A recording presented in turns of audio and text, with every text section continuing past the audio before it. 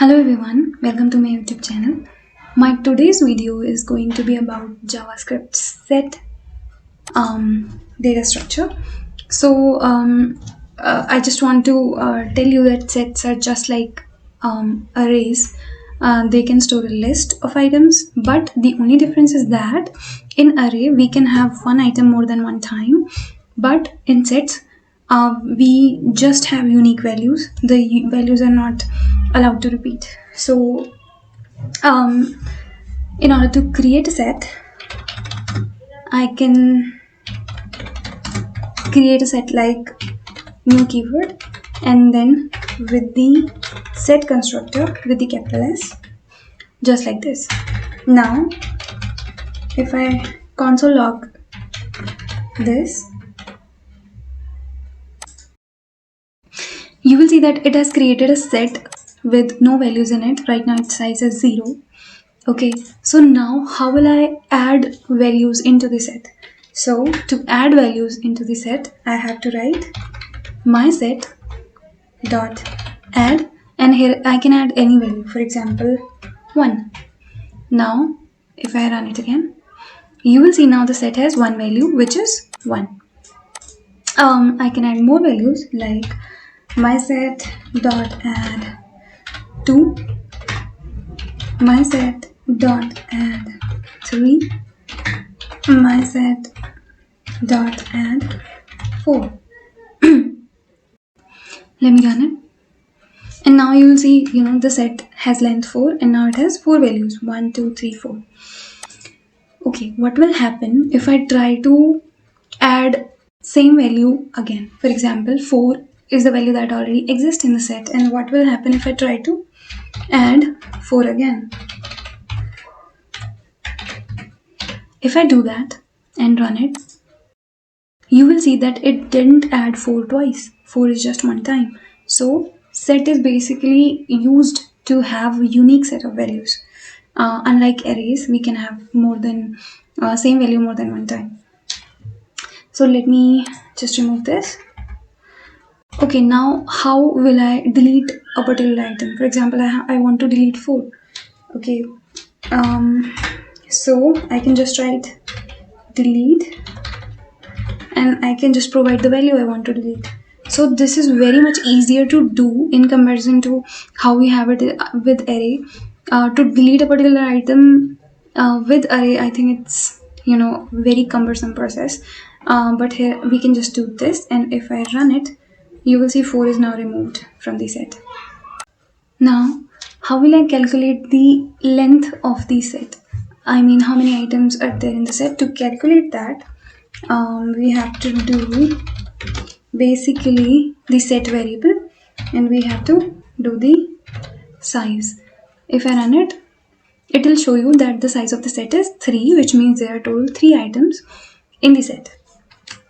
Okay, so now I'll tell you about running loops on the set variable. So we can run loops on array, but in here a few things are restricted. We can run for off loop with set, and also for each loop, but we cannot run map loop. So I will show you that. For example, I have my set and I want to run for each loop, and I will get a value, and I just want to console log that value for now. And if I run it, you will see that it has printed the values, which is 1, 2 and 3. So which means we can run for each loop on the set, but the map loop, if I try to run it, it's going to give us an error, which means we cannot run map loop, but we can run for each loop. So let me keep it that way. Okay, so now the important point is that we have a set data structure, but what if we want to convert the set data structure into array? Okay, how to do that? So I'll show you how to do that. To convert a set data structure into array, we just have to write array, use this array constructor, and we have to run from method, and just we have to pass the set variable, which is my set. If I run it, you will see here it has converted the set into array, and we can see it in the console log. Now there could be one more scenario that, for example, we already have an array and we just want to remove the duplicated value from the array. Okay, and we want array data sets only.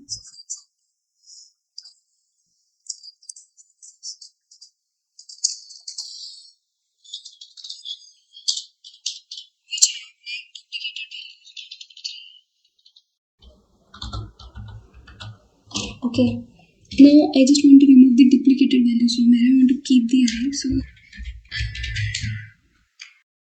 let's say I